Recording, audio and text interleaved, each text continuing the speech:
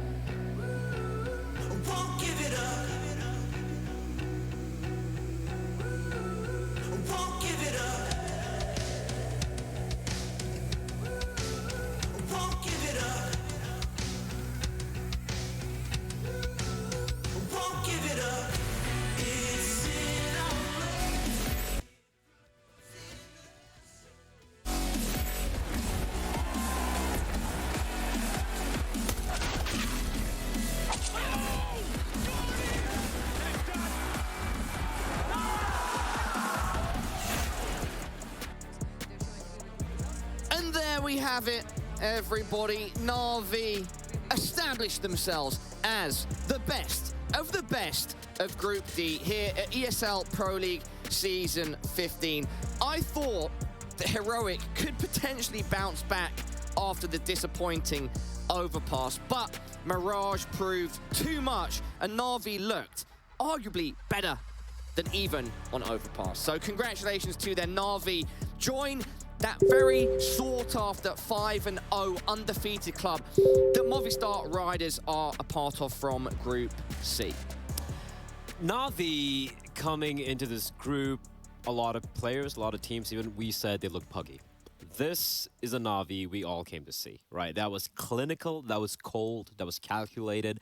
Everyone was popping off. And Mirage is a map Heroic like to play. Yes. And they look like they were playing the CD side for the very first time because they were getting chopped up. Yes. That defense was getting dissected by Na'Vi, and it was beautiful to watch. Absolutely pulverized. They absolutely made mincemeat of Heroic. That was some special Counter-Strike being played by Na'Vi right there. It's hard to not just fangasm over the fact that Na'Vi right there put together such an insanely strong offense where every part of the map felt like they just owned it. They just knew how to deal with every problem. The only bright side was that Stound did okay. He had some moments where he pushed towards mid, found some kills, but Perfecto, I mean, this guy, he is just such a solid piece of this Na'Vi lineup. Don't always give him maybe all the credit that he's due, but he had a ton of impact in this game. Absolutely. And the thing for Heroic is we keep talking about their hyper-aggressive CD side with the light poking and prodding in the extremities of the map, especially on a map like Mirage. But Na'Vi, they just kept them pinned down, right? They basically put the fear of God in them, and yeah, just running away with it. And to answer your question, Paula, yes, they look even better than they did on Overpass. Absolutely. You know, Na'Vi started off with Head Trick standing in for Boomich. Boomich has been back for today and yesterday, and I think it's fair to say we can see that the level has dramatically increased. The funniest thing about what Simple said in one of the interviews was that he thinks their T-sides are having some rough spots when they were playing with Head Trick. When they were playing with Head Trick, they had the best round win percentage of T-side of any team at all of Pro League. Like, if he thinks that's bad or that's having trouble, this is what having a good time looks like. That's Blade, starting to seep into Simple, right? Where they're like, yeah, we won the game 16-2, 16-1, but wasn't really happy with that. That's Blade. That does seem to be an Eastern European little, that's how they handle themselves. Yanko and Kasad are the same way. Even if you win 16-2, they just have to get mad at somebody. At each other, usually. It's usually, thankfully, it's not at us. Thankfully, it's not at us. Yeah. We don't make mistakes, Blay. Night shift. We don't make mistakes. Hashtag the night shift. We don't make mistakes. Guys, all right, he was in our aim high head-to-head. Perfecto is down on the floor for an interview with Heku.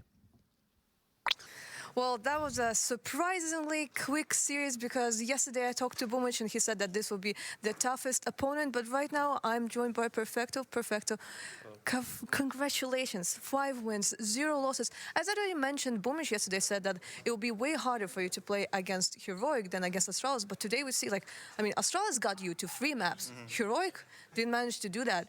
Do you still think that Heroic is stronger than Astralis?